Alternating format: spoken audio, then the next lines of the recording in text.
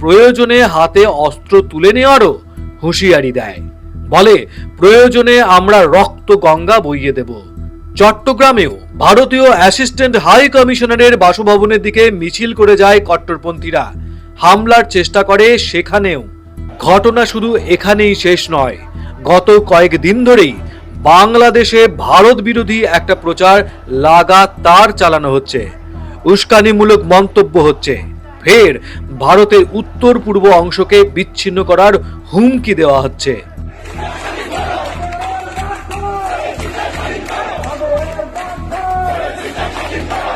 ভারতীয় দূতাবাস ও উপদূতাবাসে হামলা চালানোর ডাক দেয়া হচ্ছে ক্রমাগত।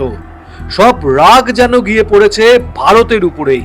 গত বুধবারই ঢাকার গুলশানে ভারতীয় হাই কমিশনের উদ্দেশ্যে মিছিল করে বিক্ষোভকারীরা। এই বিক্ষোভের ঠিক আগে ভারতীয় কূটনীতিবিদদের বিরুদ্ধে হুমকিও দেওয়া হয়। ফলো করুন বর্তমান।